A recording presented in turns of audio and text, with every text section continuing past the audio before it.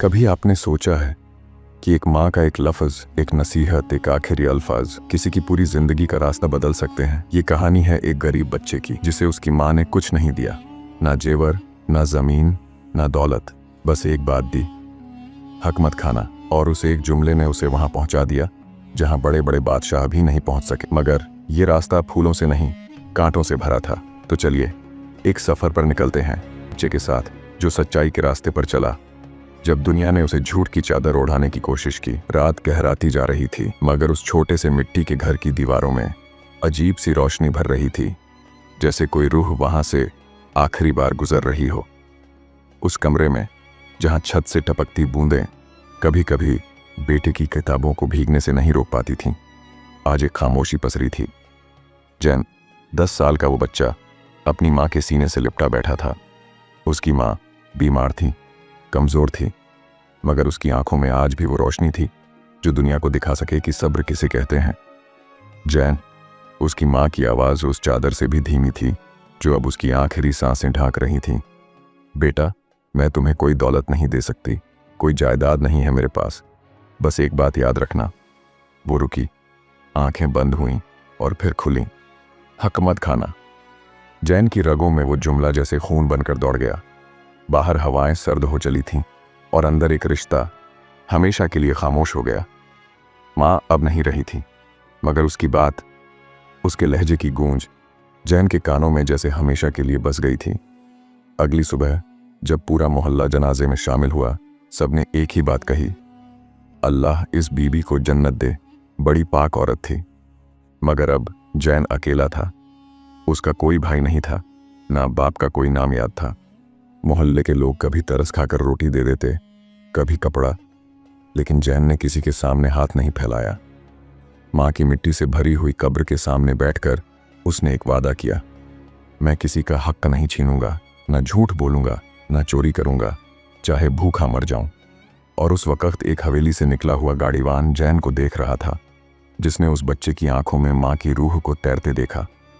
उसी दिन से जैन ने वो करना शुरू किया जो कोई बच्चा अपने लिए शायद ना करे, बूट पॉलिश करना, गलियों में पानी बेचना, मस्जिद के बाहर जूते संभालना। मगर हर बार वो एक चीज़ नहीं करता, किसी को धोखा नहीं देता।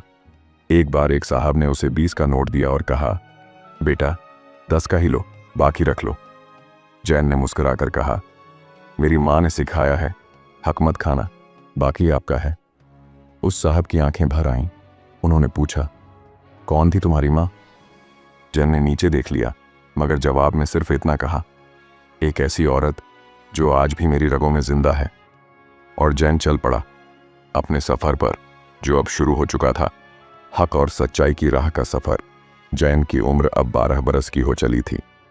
वक़्त ने उसके चेहरे पर अभी तक मासूमियत की परछाइयां छोड़ी थीं, मगर उसकी आंखों में अब वो ठहराव था जो उन बच्चों की आंखों में आता है जिन्होंने बचपन से पहले ज़माना देखा हो। वो सुबह का वक्त था, आसमान पर बादल छाए थे और मोहल्ले के हर घर से रोटियों की महक उठ रही थी, मक्खन, प्याज और कभी कभी हल्की सी सब्जी की खुशबू। जैन उस दिन भी अपने पुराने झोले को कंधे पर लटकाए गलियों में पानी बेचने निकला था। एक बड़ा मिट्टी का मटका, एक मेटल का गिलास और बस उसकी रोजी की पूरी दुनिया। लेकिन उस सुबह कुछ अलग था। पेट पिछली रात से खाली था और वो दोपहर की धूप से पहले कुछ बेच नहीं पाया था। लोगों ने कहा, बादल हैं, हमें प्यास नहीं। और जय की निगाहें बस उन घरों के बंद दरवाजों को देखती रहीं जहां कभी उसकी माँ उसे भेजने से मना कर देती थी। बेटा, मांगना गरीबी नहीं, मगर किसी का हक खाना जिल्लत है। वो जुमला फिर से उसके कानों में गूंजा, लेकिन इस बार उस जुमले का सामना जैन की जलती हुई आंतों से हो रहा था। एक जगह पर वो रुका। एक बड़ी हवेली के बाहर बूट पॉलिश वाला बच्चा बैठा था। उसकी बगल में रोटी लिपटी हुई पड़ी थी और वो अभी अभी जायकेदार तरकारी खा चुका था। जैन ने नजरें फेर लीं। वहीं पास की मस्जिद की दीवार से टेक लगाकर वो बैठ गया और आंखें बंद कर लीं। सोचने लगा, काश माँ होती तो कहती, बेटा सब्र करो, अल्लाह देता है। लेकिन भूख जब पूरे जिस्म को झंझोड़ने लगे तो ईमान के हाथ भी कांप जाते हैं। तभी एक आदमी वहां से गुजरा, सादे कपड़े, हाथ में अखबार और चेहरे पर शांति। उसने जैन को देखा और पूछा, कुछ खाया है? जैन ने सिर हिला दिया। नहीं। आदमी ने जेब से कुछ सिक्के निकाले और बढ़ाए। ले लो, कुछ खा लो। जैन की आंखें उन सिक्कों पर नहीं, उस आदमी की आंखों पर थीं, जैसे पूछ रहा हो, ये मदद है या इम्तिहान। फिर उसने धीरे से मुस्कुराकर जवाब दिया, अम्मी ने कहा था, मुफ्त की चीज लेने से पहले देख लेना कि देने वाले की नीयत में हक हो। अगर उसमें एहसान का गरूर हो तो वो भी हक नहीं होता। आदमी कुछ देर तक खामोशी से उसे देखता रहा, फिर जेब से 2 रोटियां निकालीं जो उसने अपने बच्चों के लिए रखी थीं, और जैन को देते हुए कहा, ये मैं तेरे साथ नहीं, अपनी माँ के लिए रखे दे रहा हूं। जैन ने झिझकते हुए रोटियां लीं, मगर उसके होठों पर एक दुआ निकली, अल्लाह आपको वो सब दे जो आपने अपने बच्चों से भी पहले मुझे दे दिया। आदमी चला गया, मगर जैन की रूह में माँ की परछाई और गहरी हो गई। उसने पहली बार महसूस किया कि हक कभी सिर्फ पैसा नहीं होता, बल्कि नीयत होती है, इरादा होता है, और वो तब तक पाक रहता है जब तक उसमें खुदगर्जी की बू ना हो। दोपहर गुजर गई। जैन ने मटका उठाया और फिर से गलियों की तरफ बढ़ा। अब उसके कदमों में थकान कम थी, दिल में गर्मी थी, और पेट में वही रोटियां जो किसी माँ की नीयत से आई थीं। और उस दिन जब सूरज डूबा तो जैन ने आसमान की तरफ देखा। बादल अब भी थे, मगर उसकी रूह में कोई उजाला भर चुका था। उसे नहीं पता था कि अगला दिन उसे एक ऐसे इंसान से मिलवाने वाला है जो जिंदगी भर दूसरों का हक खाता आया था, और जो अब जैन से अपना हक मांगने वाला था। अगली सुबह की पहली किरण जैन की आंखों पर नहीं, उसके इरादे पर पड़ी। रात में बहुत कुछ बदला नहीं था। मटके में फिर वही पानी, वही झोला, वही कपड़े जिनकी सिलवटें अब उम्र की तरह चुपचाप उसके कंधों पर थीं। मगर आज उसकी चाल में कोई फर्कन था, जैसे उसे अपनी भूख से ज्यादा किसी की नीयत को पहचानने की फिक्र हो। मस्जिद के बाहर बैठा था जब एक बुजुर्ग मौलवी ने उसे बुलाया। जैन, बेटा एक आदमी है, बड़ा अमीर है, मगर दिल से बहुत खाली। उसे एक मददगार चाहिए, कोई ऐसा जो ईमानदार हो। मैंने तेरा नाम दिया है। जैन ने सिर झुकाया और बस इतना कहा, अगर अल्लाह की मर्जी है तो मैं हाजिर हूं। दोपहर होते होते वो हवेली के दरवाजे पर खड़ा था। एक बहुत बड़ा लोहा का दरवाजा जिस पर सुनहरी नक्काशी थी, मगर उस पर पड़ी धूल बता रही थी कि जो चमकती चीजें होती हैं वो हमेशा साफ नहीं होती। दरवाजा खुला। एक नौकर निकला, सर से पैर तक झुका हुआ। साहब ऊपर हैं, चलिए। जैन सीढ़ियां चढ़ता गया, एक एक करके, जैसे हर सीढ़ी पर माँ की आवाज सुनाई दे रही हो।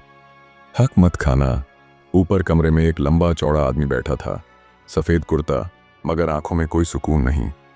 चेहरे पर शिकन नहीं थी, मगर रूह पर न जाने कितने दाग थे। उसका नाम था हाशिम मियाँ, और मोहल्ले भर में मशहूर था। जिसका दिल नहीं, सिर्फ हिसाब होता है। उसने जैन को ऊपर नीचे देखा, फिर पूछा, ईमानदारी आती है तुम्हें? जैन ने जवाब नहीं दिया, बस माँ की दी हुई छोटी सी तस्बीह जेब से निकाली और सामने रख दी। हाशिम मियाँ मुस्कुराया, बोलने की जरूरत नहीं, काम कल से शुरू। काम छोटा नहीं था, पूरे घर का हिसाब किताब, नौकरों की देख रेख, दिन के खर्चे, और सबसे बड़ा काम, हाशिम मियाँ के दिए हुए पैसों को जरूरतमंदों तक पहुंचाना। हाँ, कागजों पर वो ज़कात लिखता था, मगर सच ये था कि वो सब अपने नाम की इज्जत बढ़ाने के लिए करता था, खुदा के लिए नहीं। जैन को पहले ही दिन एहसास हो गया, ये आदमी दूसरों का हक अपने एहसान के नाम पर खा चुका है। मगर उसने अपनी माँ की बात याद रखी, अगर किसी का हक बचा सको तो बचाना भी ईमान है। एक रोज जब जैन एक बुजुर्ग औरत को खाने का थैला देने गया, उसने देखा उसमें रखा चावल सड़ा हुआ है, आटा गिला है, और पैकेट पर तारीख 1 साल पुरानी है। जैन वापस लौट आया और हाशिम मियाँ के सामने जाकर खड़ा हो गया। साहब, क्या यही आपका हक अदा करना है? हाशिम मियाँ ने घूर कर देखा। तेरे जैसे बच्चे को बोलने की इजाजत किसने दी? जैन ने वहीं खड़े खड़े जवाब दिया, मेरी माँ ने। कमरे में सन्नाटा छा गया। हाशिम मियाँ ने गुस्से में जैन को निकाल देने का हुक्म दे दिया। मगर उसी रात जब वो अपनी खिड़की से बाहर देख रहा था, उसने देखा एक बच्चा भूख से कांपता हुआ वहीं गिला आटा खा रहा है, और उसकी माँ उसके लिए दुआ कर रही है, या रब, जिसे भेजा है उसका हिसाब तू ही ले। हाशिम मियाँ की नींद उड़ गई। उसे पहली बार अपनी दौलत के वजन से ज्यादा किसी की दुआओं का असर महसूस हुआ। मगर अभी वो जैन से माफी मांगने नहीं गया। वो बस चुपचाप बैठा रहा और इंतजार करता रहा उस लड़के का जो उसे उसकी रूह का आईना दिखा गया। अगले दिन जैन नहीं आया, मगर अब हवेली में जो सन्नाटा था वो सिर्फ दीवारों का नहीं था, वो हाशिम मियाँ के अंदर भी फैल चुका था। 3 दिन हो गए थे। हाशिम मियाँ की हवेली की सीढ़ियां अब जैन के कदमों की आहट को तरस गई थीं। उस घर में जहां रोज हुक्म चलते थे, अब बस खामोशी थी, और उस खामोशी में एक अजीब सी बेचैनी लिपटी हुई थी। हाशिम मियाँ, जो किसी के आगे कभी नहीं झुका, अब अपने ही दिल के सामने झुका बैठा था। 3 दिन से उसने कुछ खाया नहीं, बस वही सवाल उसके सामने बैठा था, क्या मैंने किसी का हक मारा? मगर जवाब देने वाला कोई नहीं था, ना वो बच्चा, ना उसकी माँ की तस्बीह, और ना ही उसका ईमान। उधर जैन अब एक चाय की दुकान पर बर्तन धो रहा था। गली की गंदगी से लिपटी उस दुकान में कोई इज्जत नहीं थी, मगर हर बर्तन पर जैन की नीयत की सफाई थी। उस दुकान का मालिक मुनव्वर काका एक सख्त मिजाज आदमी था, मगर गरीबी के दर्द को समझता था। बेटा, यहाँ पैसे कम मिलेंगे, इज्जत शायद और भी कम, लेकिन काम हलाल होगा। जैन ने सिर झुकाया, मुझे बस वही चाहिए। शाम का वक्त था जब अचानक भागती हुई नजरीन, वही लड़की जो मोहल्ले में बच्चों को कुरान पढ़ाती थी, दुकान पर आई। जैन, जल्दी चलो, हाशिम मियाँ बीमार हैं और तुम्हें पुकार रहे हैं। जैन ने झूठा कप धोते हुए हाथ रोका। दिल कुछ कह रहा था, मगर माँ की आवाज जैसे कानों में फिर से गूंज उठी, कभी किसी की जरूरत से मुंह मत मोड़ना बेटा, क्योंकि अल्लाह कभी हमारी जरूरतों से मुंह नहीं मोड़ता। वो दौड़ता हुआ हवेली पहुंचा। चारों तरफ डॉक्टर, नौकर और लोग इकट्ठा थे, मगर हाशिम मियाँ की नजरें दरवाजे की तरफ थीं, जैसे किसी का इंतजार हो, किसी की आवाज का, किसी की आंखों का जो उसे फिर से आईना दिखा सके। जैन जैसे ही कमरे में दाखिल हुआ, हाशिम मियाँ की आंखों में आंसू भर आए। उसने हाथ बढ़ाया, कमजोर, कांपता हुआ, मगर अब पहली बार नर्म। बेटा, मैं गलत था, वो फुसफुसाया। मैंने बहुतों का हक खाया और तुझे भी अपने गुरूर में ठुकरा दिया, मगर तू तो वही निकला जिसकी माँ ने तुझे सच्चा बनाया। जैन उसके पास बैठ गया, तस्बीह जेब से निकाली और उसके हाथ में रख दी। ये आपकी नहीं थी, ये मेरी माँ की थी, लेकिन शायद अब वो आपको माफ कर दे। हाशिम मियाँ की आंखों से आंसू बहने लगे और उसी वक्त उसने अपनी जिंदगी की सबसे बड़ी वसीयत लिखवाई। अपनी सारी दौलत का आधा हिस्सा मोहल्ले के अनाथ बच्चों और ज़रूरतमंदों के नाम, और बाकी आधा एक मदरसे के लिए जहां बच्चों को सच्चाई और सब्र सिखाया जाए। वो रात चली गई, हाशिम मियाँ भी, मगर जाते जाते वो जैन को एक चिट्ठी दे गया जिसमें लिखा था, जिस माँ ने तुझे सिर्फ एक बात दी, उसी ने मुझे जिंदगी की सबसे बड़ी दौलत सिखा दी। मगर कहानी यहीं ख़त्म नहीं हुई। जब जैन चिट्ठी लेकर बाहर आया तो लोगों ने तालियां नहीं बजाईं। उन्होंने सवाल किए, क्या वाकई एक बच्चा इतने बड़े आदमी को बदल सकता है? जैन ने सिर्फ मुस्कुराकर कहा, मैंने किसी को नहीं बदला, मैंने सिर्फ अपना हक अदा किया, किसी का हक नहीं खाया। मगर अब इम्तिहान और भी बड़ा आने वाला था। मोहल्ले में हवा अब बदली बदली सी थी। जो जैन कल तक बर्तन धोता था, अब हाशिम मियाँ की वसीयत का वारिस बन चुका था। उसकी जेब में कोई सोना नहीं था, कोई हीरा नहीं, मगर उसके नाम पर दर्ज था एक ट्रस्ट, एक मदरसा और कुछ ऐसी जमीनें जिनकी फाइलें देखकर बड़े बड़े सूट पहनने वाले कांपते थे। मगर ये दौलत उसकी नहीं थी, ये एक जिम्मेदारी थी, एक भरोसा था, और सबसे बढ़कर एक इम्तिहान था जो सीधे माँ की दी हुई तालीम से टकरा रहा था। शुरुआत में सबने दुआ दी, अल्लाह ने तुझे नेक काम के लिए चुना है बेटा, तेरी माँ की रूह को सुकून मिलेगा। मगर जैसे जैसे कागज पर दस्तखत हुए, बैंक के दरवाजे खुले और जमीन की नक्शे फाइलों में उभरने लगे, चेहरे बदलने लगे। सबसे पहले आए थे वो रिश्तेदार जो माँ के जनाजे पर नहीं आए थे, चचा, ताया, मामा, सब। बेटा, तुम्हारी माँ तो मेरी फूफी थी, हमने तुम्हें गोद में खिलाया था और साथ में लिफाफा थमाया। ये ट्रस्ट में हमारे नाम से कमरा रखवा देना। जैन मुस्कुराया नहीं, इनकार भी नहीं किया, बस आंखें बंद की और माँ की आवाज़ सुनी, हक मत खाना और किसी को अपना हक बनाने मत देना। इसके बाद आए वो लोग जो धर्म के नाम पर जैन से ज्यादा ईमान के ठेकेदार बन बैठे थे। तू कौन होता है ये तय करने वाला कि पैसा कहाँ जाए? तेरी उम्र क्या है? तुझे तिजारत नहीं आती? ये दौलत किसी बड़े के हाथ में होनी चाहिए। एक दिन किसी ने मदरसे की दीवारों पर कोलतार फेंक दिया, ये लड़का नहीं, लूट है। दूसरे दिन बैंक मैनेजर ने बताया कि कुछ फर्जी दस्तावेज आए हैं जिन पर जैन की नकली मुहर लगी है। और तीसरे दिन एक छोटी सी बच्ची का दाखिला रद्द कर दिया गया, सिर्फ इसलिए कि वो जैन के नाम से जुड़ी थी। जैन टूटा नहीं मगर झुका जरूर। वो एक रात मस्जिद की सबसे आखिरी सफ में बैठा था, सिर झुकाए। आंसू आंखों में थे मगर बाहर नहीं निकले। उसने बस यही दुआ की, या रब, अगर ये सबक तूने मुझे दिया है तो सब्र भी तू ही दे। तभी पास बैठे एक बुजुर्ग ने उसे देखा, वही जो कभी उसकी मां के जनाजे में सबसे पीछे थे। उन्होंने पूछा, बेटा तू परेशान है? जैन ने जवाब नहीं दिया, मगर बुजुर्ग ने कहा, जब तुझे दौलत मिली थी तो लोग तेरा नाम लेने लगे, मगर जब तू भूखा था तब अल्लाह तेरा नाम लेता था। उस रात जैन ने एक कसम खाई, अब मैं दौलत को हाथ नहीं लगाऊंगा, मैं बस उसकी निगरानी करूंगा। मैं खाऊंगा वही जो मेरे हाथ की मेहनत से आएगा। अगली सुबह मोहल्ले में सबको बुलाया गया।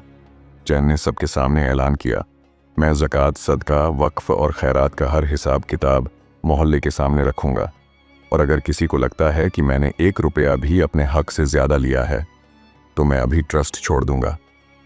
लोग चुप थे, कुछ सिर झुकाए खड़े थे, कुछ शर्मिंदा, मगर कुछ अब भी चुपचाप नए फरेब बुनने लगे थे। जो जैन का सबसे करीबी कहलाता था मगर उसकी पीठ पर सबसे गहरा वार करने वाला था। लड़का जो अक्सर जैन के साथ मस्जिद की पहली सफ में बैठता था, जिसने जैन की मां के इंतकाल पर उसके कांधे पर हाथ रखा था और जिसने हमेशा कहा था, जैन, जब अल्लाह देता है तो लोगों की नीयत बदल जाती है, मगर हम दोस्त हैं, हमारे दरमियान कभी शक नहीं आएगा। उसका नाम था रईस। रईस कोई मामूली लड़का नहीं था। वो मोहल्ले के सबसे पुराने घर का बेटा था, पढ़ा लिखा, तेज और बातों में मिठास ऐसी कि लोग उसे नजरों से नहीं दिल से पहचानते थे। जब जैन को हाशिम मियाँ के ट्रस्ट का जिम्मा मिला तो रईस ही था जिसने कहा, मैं तेरे साथ हूँ, हिसाब किताब, दस्तावेज, बैंकिंग सब मैं देख लूंगा, तू बस दिल से काम कर। जैन के लिए ये भरोसे की बात थी। वो अकेला था, माँ के बाद कोई सगा नहीं था, और रईस वो एक दोस्त नहीं, भाई बन गया था।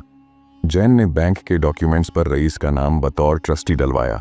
लोग बोले, सोच समझ कर करना बेटा, दौलत रिश्ते खा जाती है। जैन ने मुस्कुराकर कहा, माँ ने तो यही सिखाया है, हक मत खाना, और अगर कोई खाए तो खुदा देख रहा है। मगर जिंदगी सिर्फ नीयत से नहीं चलती, नीयत के इम्तिहान से चलती है। 3 महीने बीते, मदरसा बन रहा था, अनाथालय की दीवारें उठ रही थीं, लोगों को राशन बंट रहा था। जैन का नाम शहर तक फैल चुका था, मगर रईस अब कम दिखने लगा। कभी कहता, बैंक में काम है, कभी बाहर मीटिंग है, और कभी तेरी इज्जत का बोझ मुझे भी उठाना पड़ता है। जैन ने सवाल नहीं किया। वो अब भी माँ की तस्बीह को जेब में रखकर चल रहा था, मगर वो नहीं जानता था कि उसी तस्बीह की रोशनी से अंधेरे लोगों को चुभने लगी है। एक शाम जैन को बैंक से एक चिट्ठी मिली। ट्रस्ट अकाउंट से पिछले 2 महीनों में कुल 7 लाख रुपए 3 निजी खातों में ट्रांसफर हुए हैं। जैन की आंखों में जैसे बिजली गिर पड़ी। दस्तावेज खोले गए, हर लेन देन पर रईस की डिजिटल साइन थी। वो दोस्त, वही जो कभी नमाज में उसके पीछे खड़ा होता था, अब उसकी पीठ में छुरा घोंप चुका था। जैन ने किसी से कुछ नहीं कहा। वो सीधे उस पुराने मैदान में पहुंचा जहां बचपन में दोनों पतंग उड़ाया करते थे। वहीं रईस पहले से खड़ा था, जैसे जानता था कि जैन आएगा। क्यों किया ये सब? जैन की आवाज कांपती नहीं थी, मगर आंखें नम थीं। रईस ने पहले तो कुछ नहीं कहा, फिर मुस्कुराया, एक नकली मुस्कान, और बोला, तू तो अल्लाह वाला बन गया। जैन, तेरी भूख ने मेरा भरोसा खा लिया, जैन ने कहा। रईस फिर बोला, भरोसे की बात मत कर, तुझ पर तो मोहल्ले ने भरोसा किया, मैंने नहीं। मुझे अपना हिस्सा चाहिए था, वो जो तुझे बिना मेहनत के मिल गया। जैन चुप रहा, फिर जेब से वही तस्बीह निकाली, माँ की, और जमीन पर रख दी। ये हिस्सों की दुनिया नहीं है रईस, ये उस माँ की दुनिया है जिसने मुझे सिखाया कि हक मत खाना। अब मैं तुझे सजा नहीं दूंगा, तुझे वक़्त देगा, जो तेरी रूह का हिसाब करेगा। जैन ने पुलिस को नहीं बुलाया, न मोहल्ले में रईस को बदनाम किया, मगर उसने ट्रस्ट की ओपन बुक्स जारी कर दी, हर लेन देन, हर पैसा पब्लिक के सामने, और लिखा, मैं भी इंसान हूं, धोखा खा सकता हूं, मगर मैं अल्लाह का बंदा भी हूं जो हक नहीं खा सकता। अब मोहल्ला हैरान था कि जिसने सबके लिए सब्र दिखाया उसने अपने लिए भी रहम क्यों मांगा। फजा में अब पहले जैसी मोहब्बत नहीं थी।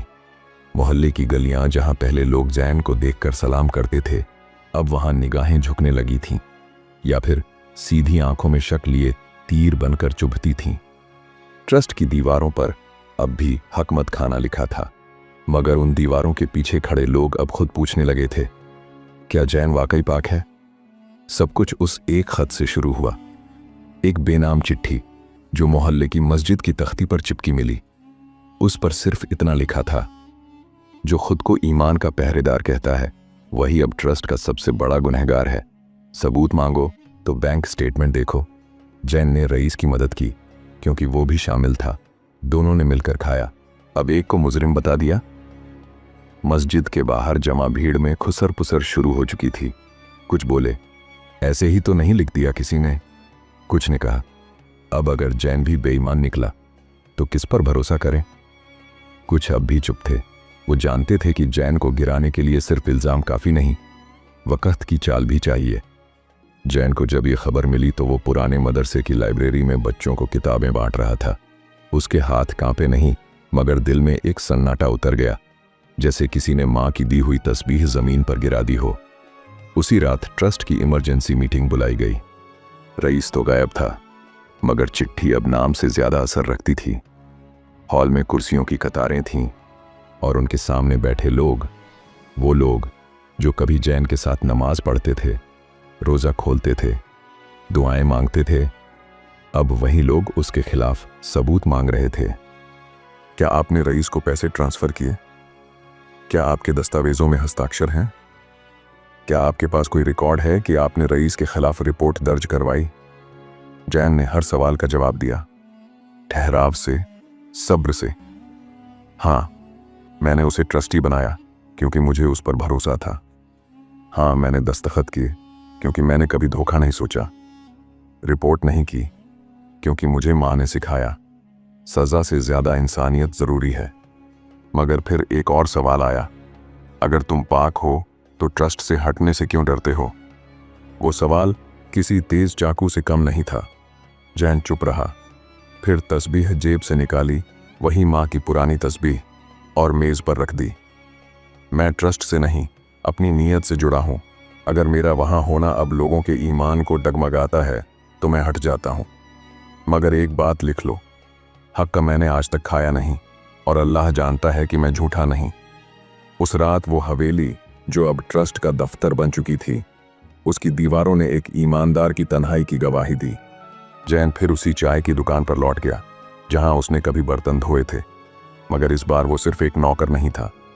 वो था जिसे लोग अब गिरा हुआ कह रहे थे, मगर उसे अभी पता नहीं था कि अल्लाह ने उसके लिए एक और रास्ता रखा है जो मोहल्ले के बाहर जाता है, वहां जहां उसका नाम नहीं, उसकी सच्चाई पहचानी जाती है।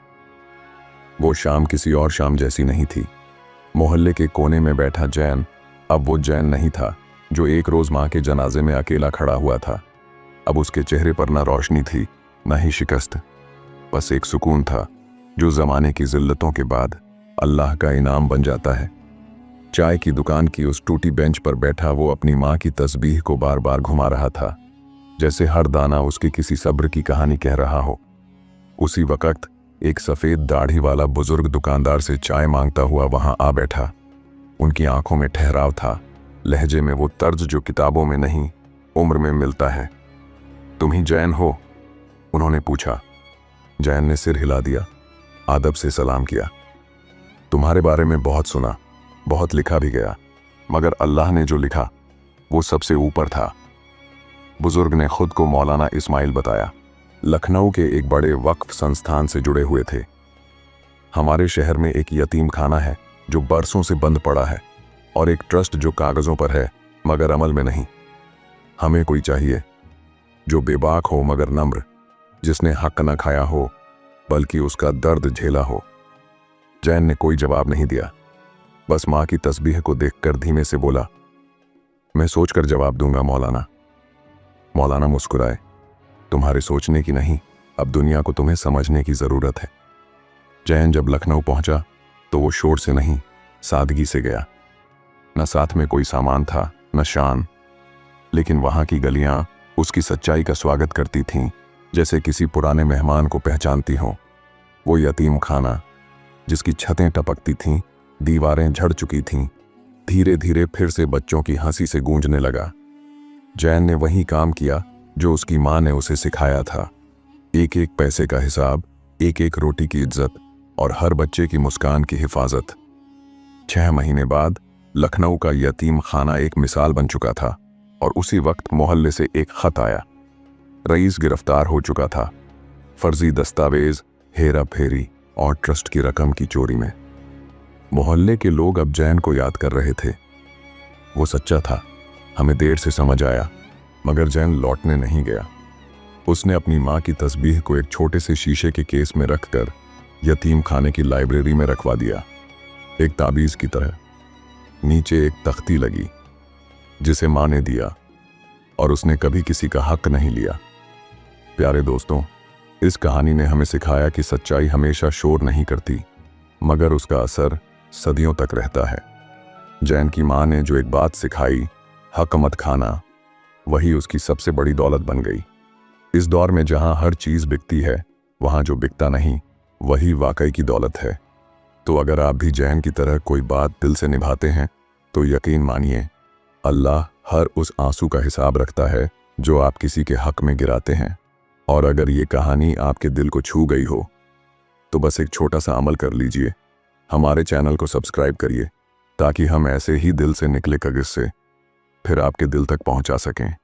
क्योंकि शायद किसी और की माँ भी अपने बच्चे से यही कहती हो कि चाहे कुछ भी हो जाए, मगर किसी का हक मत खाना।